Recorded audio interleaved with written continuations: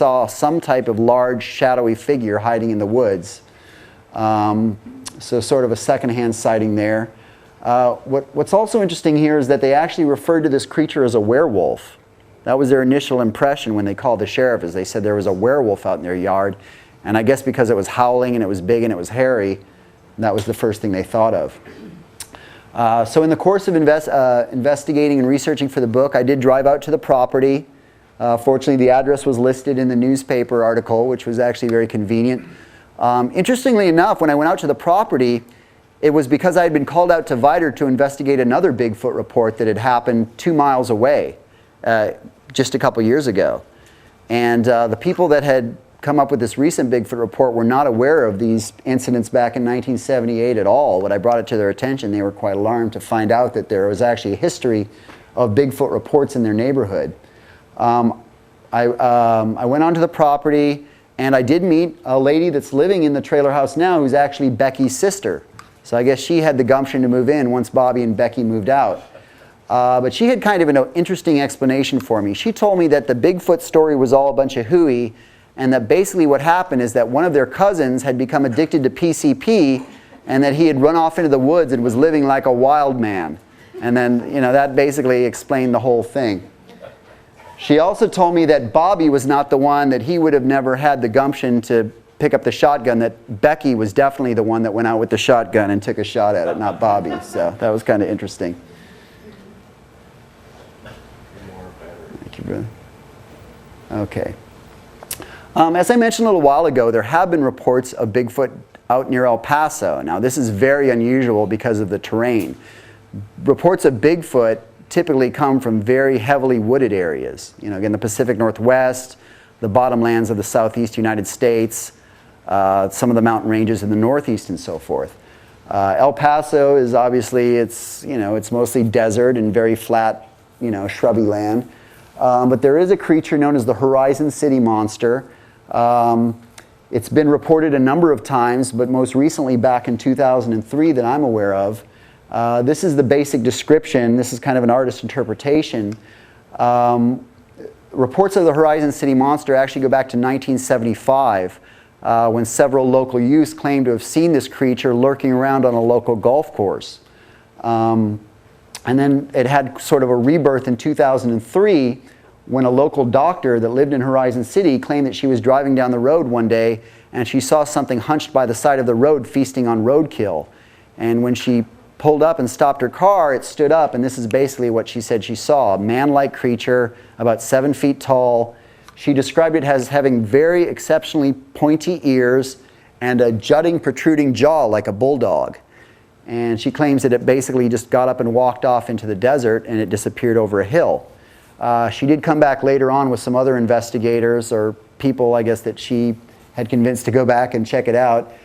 They didn't find any side of the tracks or anything, but they did find that the roadkill that in fact she had initially seen was a dead coyote, and that its head had been ripped off and thrown off into the desert about 20 yards and was laying separately off in the desert. So that's kind of the story of the Horizon City Monster. We do have a smattering of Bigfoot type reports extending into New Mexico and Arizona and into the Sierra Nevadas, although they're not as common. What I think is really interesting about the Horizon City Monster is that in many of the descriptions I found, people have described the pointy ears and the protruding bulldog or, I guess jowls you'd call them, which is not something we typically find in Bigfoot reports. People typically describe Bigfoot as have kind of a flat face and, not a protruding jaw. So that's kind of a unique characteristic. A majority of reports where these things are solitary. And that is curious, particularly when we're speaking in terms of primates, because humans and other primates are very social animals, and like great apes, they tend to live in groups and so forth. Yes, Jim? You asked why there was seemed to be a convergence of interest in UFOs and these cryptids, especially back in the 70s. As I recall, that a lot of the areas where they were reporting these creatures were also areas of high incidence of UFO activity, and that kind of led to a theory that perhaps UFOs bring them in, drop them off, pick them up and take them off again or something, I don't know, an outing for the pet. I have no idea. But there does seem to be a continuous link between UFO sightings and these creatures. Well, that's an excellent point. If anyone should know, it's Jim, who's written some excellent UFO books. But you're right about location. For example, in Pennsylvania, and you know, Craig and I both have a lot of friends that investigate Bigfoot up in Pennsylvania. They're very much into the UFO angle. And I think because there have been a lot of reports of Bigfoot and UFO associations in some of those areas, up in western Pennsylvania in particular, and back in the 1970s. So I think it's kind of I think you hit on a valid point there. It really has to do more with the location than anything else. So, do you think perhaps they are a leftover species of humanoids that didn't make it? A lot of them died out. There were many branches. Do you think perhaps this could be a leftover branch that well, obviously that's barely survived? the scientific way to look at it. I mean, Repeat that question to Michael. oh, okay. She was asking me if Bigfoot and creatures like Bigfoot could be some type of humanoid creature, something perhaps on our evolutionary tree. I think that's the consensus among most Bigfoot researchers. Now, there are still people that push the UFO angle quite heavily. You know, I have to admit that particularly I speak at a lot of paranormal conferences around the country because there aren't a lot of cryptozoology events. So I go to a lot of the ghost hunter conferences. And those type of people, you know, for whatever reason, they're very drawn to the interdimensional beings and, you know, supernatural elements of, you know, all these different types of phenomenon. But scientifically speaking, which is, you know, as cryptozoologists, we do tend to try to follow zoology and the doctrines of science as closely as possible. Obviously, we know from the fossil history that there were countless hominids or hominoids, human-like creatures that evolved throughout thousands and thousands of years. And, you know, for example, Bigfoot has been closely linked to Gigantopithecus, which is a enormous hominid that was discovered. Its fossils were discovered in China and Vietnam. And it stood about 10 or 15 feet tall, they think, based on the reconstructions of its. They've only found its jaws and teeth, so they're kind of speculating. But of course, you have the, you know, Australopithecines in Africa, Homo erectus, Neanderthal. So you're right, there are a lot of these things that resembled Bigfoot we know from fossil history. So yes, that's the logical assumption that something may have survived. Craig, did you have a point? I was just going to go back on the deal on why UFOs and Bigfoot were kind of grouped together. Back in the 70s, you know, the Bigfoot stuff was in the Pacific Northwest. There was, you know, Bigfoot research groups in the Pacific Northwest, but, you know, the monster sightings throughout the South and the East were not, at that point, really tied into Bigfoot. I mean, they were just monsters. They were, you know, every small rural community you could go through had their own monster legend, you know, like the Holly Him, the Caddo Critter, the Turkey Creek Monster, all of these different things, and they weren't really thought of as Bigfoot because, you know, that was still kind of a new thing. I mean, they were just local monsters, and there weren't really, in that day, there weren't, like there are now, organized Bigfoot research groups other than in the Pacific Northwest. Right. I mean, you had UFO researchers, and, you know, like you were talking about before, probably akin to get Stan Gordon up in Pennsylvania. I mean, you know, he had, you know, going back into the 60s, that, you know, he had ties with the State Highway Patrol, that any kind of weird report they would get in, they would funnel to him. So, I mean, you know, all these things were just kind of grouped together, you know, monsters and UFOs, and so those are the people that followed up on them back in the day. That's an excellent point that Craig makes. And by the way, that's, if any of you know Craig Woolheater, he's got a website called Crypto Mundo, which is pretty much the seminal website. If anyone's interested in cryptozoology, it's a really good website to look into. But you're right, Craig. It seems like the Bigfoot phenomenon took a while to sort of migrate, or for that concept or notion to migrate east, even though what people were describing was very similar, right? I mean, you had, as you mentioned, skunk apes and different other types of regional names. But the name Bigfoot was just not familiar in the East, so that's an excellent point. Did anyone have another point before we? Sorry. Can we hold the rest of the questions till? Oh, okay. Sorry, no. We'll have a great Q&A after that, but that's a good point, Craig. Thank you. As I mentioned before, Bigfoot reports in San Antonio. The most recent one occurred in November of 2009, just under 2 years ago. And I was very surprised to find out that there was a Bigfoot sighting and encounter very near to where I live, probably just a few miles away on the west side of town. This is actually, and if any of you are familiar with SeaWorld, or San Antonio, this was very close to where SeaWorld is located. But anyways, woke up one morning and there was a report on the local news that a couple had encountered a Sasquatch on the west side of town and had actually called 911. And in fact, the 911 operator recorded their phone call for several minutes as they, basically tried to describe what they saw. And this occurred at a dump site. The couple was actually, it was a homeless couple. They were living out there in a tent. But they did have I guess an inexpensive cell phone that they had purchased, one of those little cheap deals. The 911 call is still on YouTube. So, I mean, if you look into the Sasquatch San Antonio Sasquatch, you can probably find the 911 call. And it's kind of interesting. But, they never once uttered the name Bigfoot or Sasquatch. But basically what they said was that they were out there camping. I guess they had a little fire going and it was kind of raining a little bit. And they claimed that something very large and hairy came out of the woods and picked up a dead deer carcass that was laying nearby and walked off with it. And the whole time it was screaming and cracking the brush and making loud howling noises and so forth. The woman who does most of the talking on the 911 call sounds very upset, but her boyfriend or husband is in the background and he's really, really upset. And all he keeps saying, "It was walking on 2 legs. Tell him whatever it was as big as a bear, it was walking on 2 legs." Well, the police did go out and investigate. They interviewed the couple.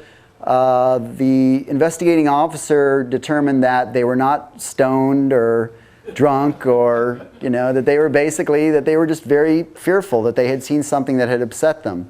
But as is often the case, the police decided not to investigate any further and they just kind of closed the book on the case.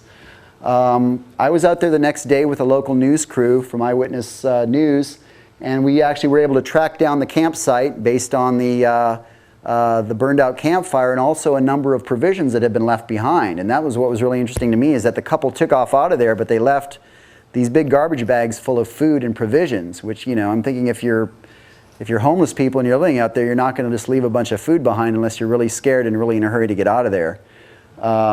Now, for a while, the couple disappeared. The cell phone number that they provided to the police was actually a bad number, unfortunately. I tried to follow up shortly thereafter, and I found out that the phone number was not a working number.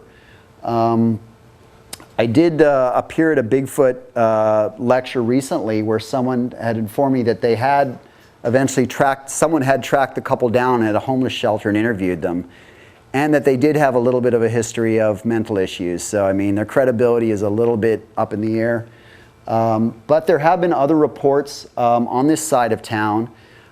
In fact, a friend of mine named Sibylla Irwin, who is with another Bigfoot group, she's actually collected some good reports from that particular side of town. And again, when you leave San Antonio going west, it's wilderness. I mean, basically from San Antonio to El Paso, as many of you know, it's basically 9 hours of nothing.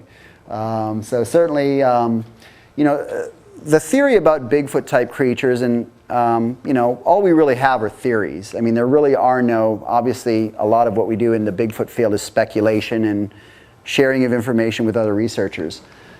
People are always asking the money question, which is, where's the body? Where are they? If they're out there, why haven't we found them yet? Well, it's a great question. It's very difficult to meet that standard of logic.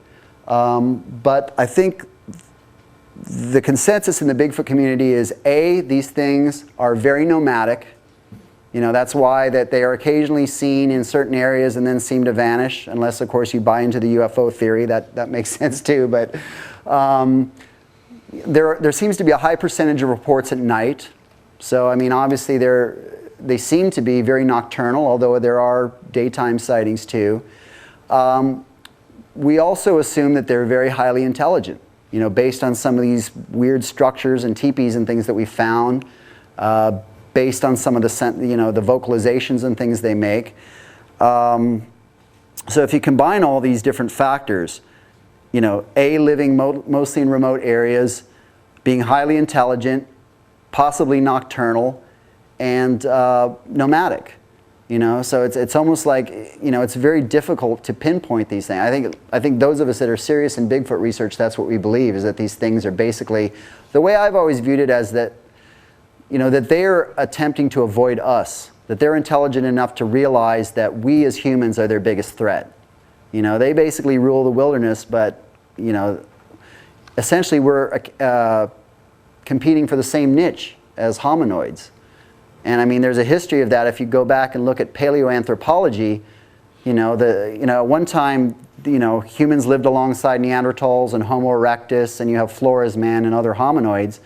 But ultimately now, humans have essentially taken over the world, and we've assumed that niche that other earlier hominoid types once possessed. So I'm kind of taking the long way around the barn, but basically what I'm trying to say is that I think that Bigfoot, if it exists, knows that we're its biggest threat and that they've evolved over thousands of years to avoid us. That is their adaptation, is that they know that they need to move into the areas where we won't go, and they're going to move around in the times of night when we're not moving around, and so forth and so on. And it's just a speculation and theory. As far as the number of Bigfoot type creatures in North America, again, purely speculation, but obviously there has to be more than one. I mean, we all understand that if they're around and they've been around, there has to be a viable breeding population. So, I mean, I think there have been estimates from anywhere from hundreds to maybe thousands. And it's really not beyond the, it's really not beyond the realm of feasibility that there could be thousands of these things spread out across North America, particularly in some of the most remote habitat areas. So, but anyways, Bigfoot is obviously a very fascinating topic. There's so many different angles, so many different theories, different flavors around the country and around the world. So, but Bigfoot is definitely the darling of cryptozoology, and for very obvious reasons. Oh, sorry, man, I didn't know you had me. Okay. Moving on to werewolves, and we spent a lot of time on Bigfoot, because as I said, it's a very hot topic. There is a chapter in the book about werewolves, written by Nick, and surprisingly, there are a decent amount of werewolf legends, I guess if that's what you want to call them, and even some sort of modern reports of werewolf-type creatures in and around Texas. Now, Texas is not alone in this fact. In fact, some of you may have heard of the Beast of Bray Road, the Michigan Dogman.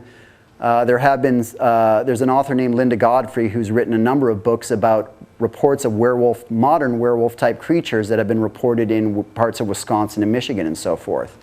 Out in Utah and other parts of the western United States, you have, skinwalkers or shapeshifters, and a lot of that ties into Native American folklores and mythologies. But essentially, creatures that fit the stereotypical description of Lon Chaney Jr.'s werewolf or wolfman have been reported in and around Texas.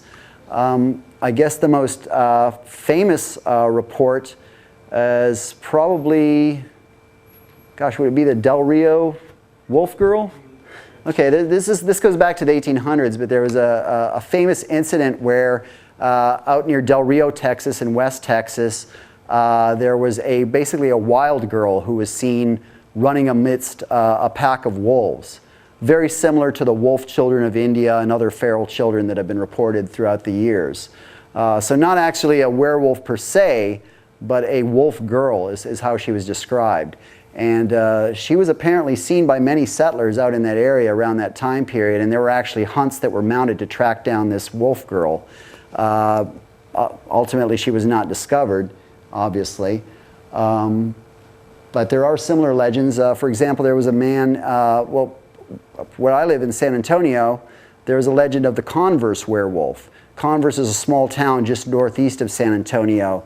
And this may be purely legend because no one that I've found from Converse is really that familiar with it. But so the story goes, there was a young man who was out hunting in the woods in Converse, Texas. Apparently his father had sent him out there to basically to go hunting. And, you know, this was kind of a passage to manhood, that he had never hunted before, and his father said, get out there and kill something and don't come back until you've hunted something and shot it.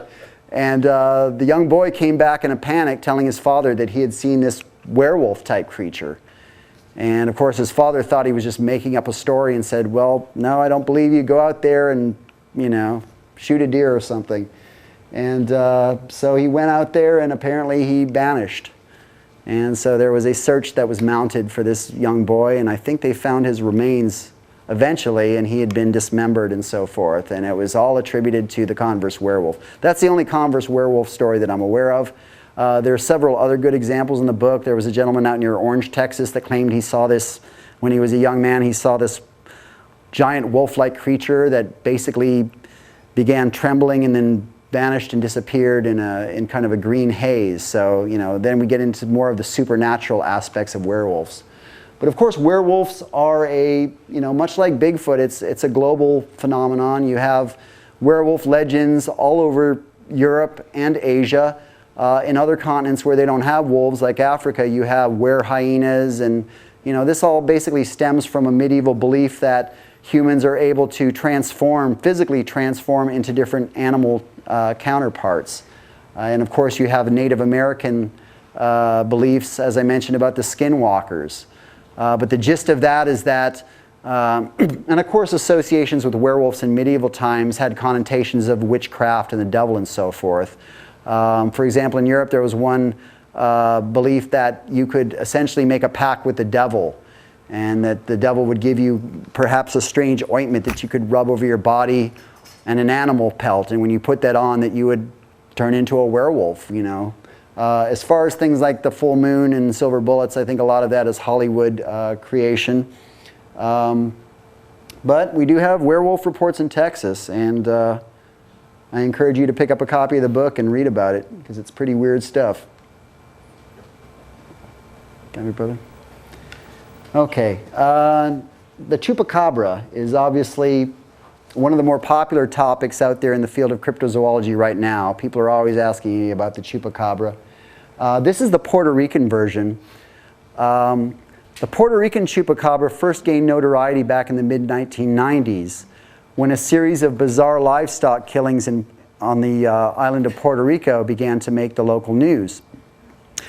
And initially what happened, and of course the name chupacabra, for those of you who are Spanish speakers, the translation is goat sucker, because goats and sheep and chickens and other small animals were being discovered by livestock owners in Puerto Rico, dead in their pens and apparently devoid of their blood, and oftentimes displaying 2 puncture wounds. So here was this phantom animal coming in the black of night and killing their livestock in a very vampire-like fashion, sort of like the traditional Hollywood vampire. Shortly thereafter, and you know, keep in mind that these chupacabra attacks were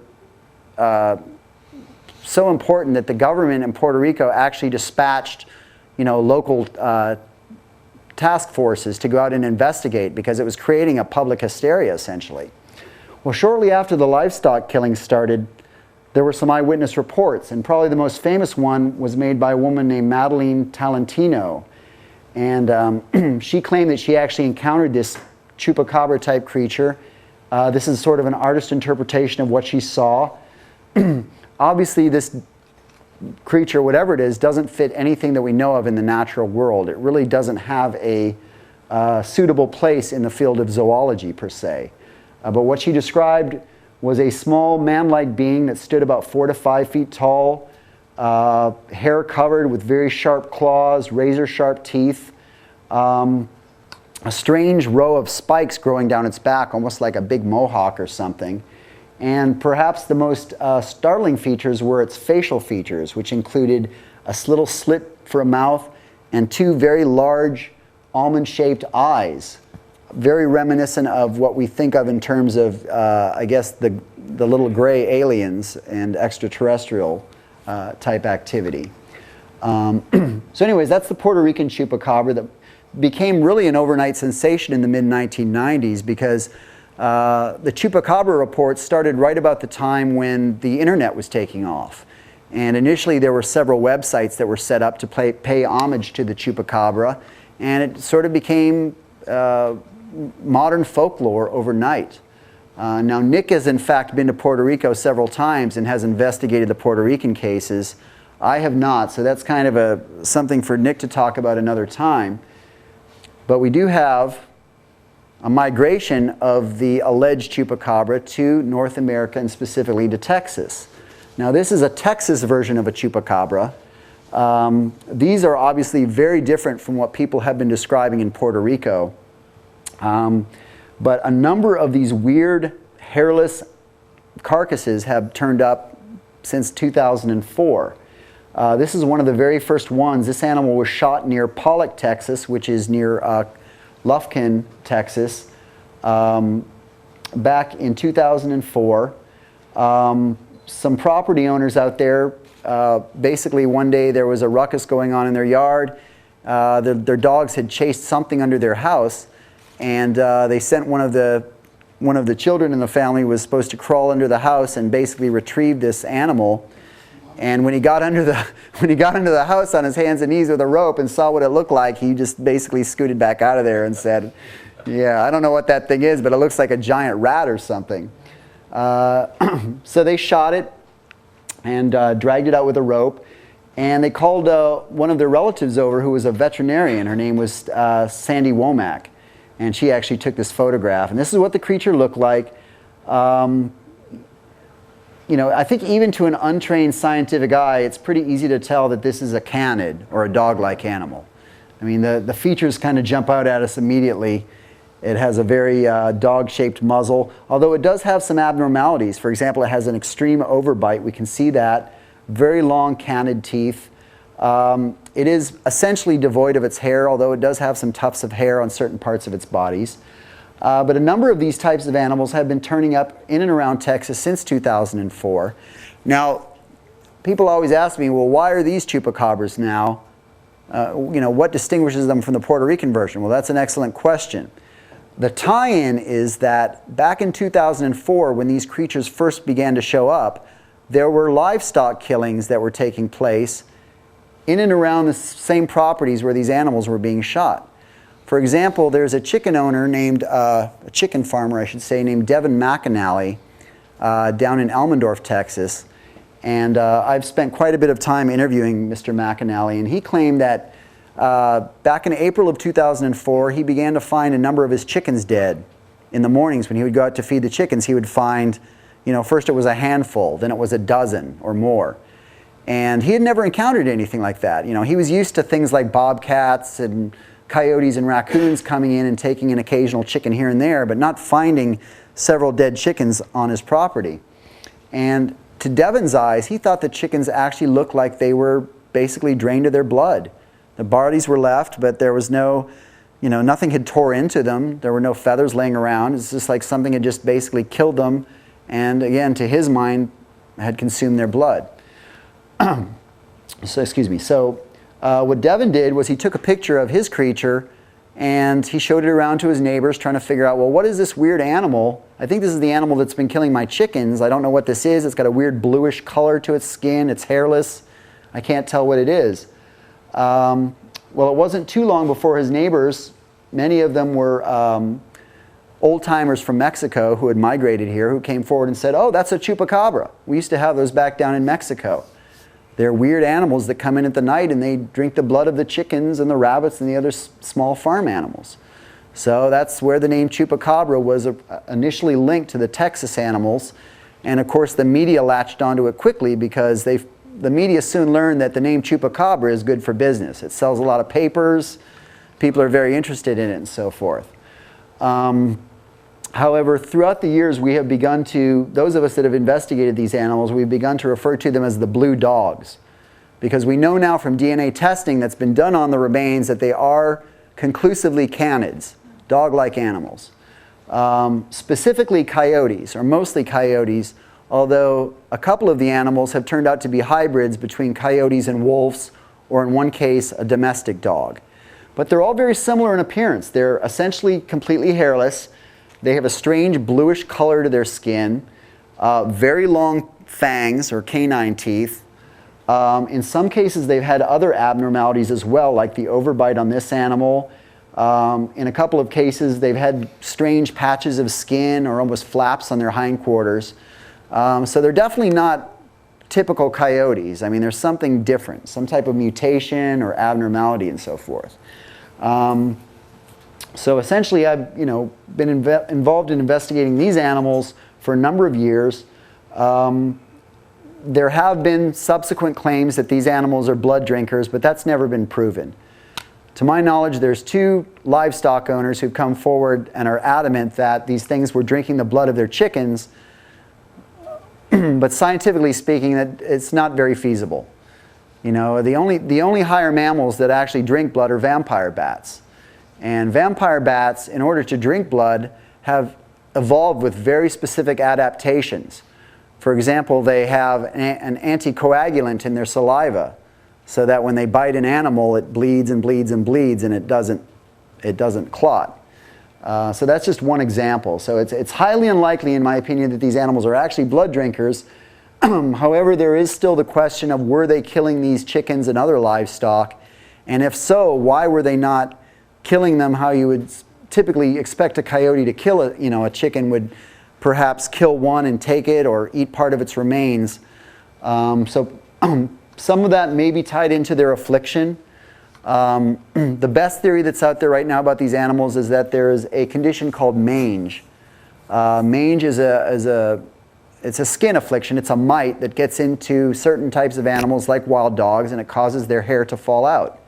And subsequently, they also, because they're so itchy from these mites, they chew it and bite at their skin, and they create kind of lesions, and their skin becomes very hard and calloused, almost like an elephant's hide.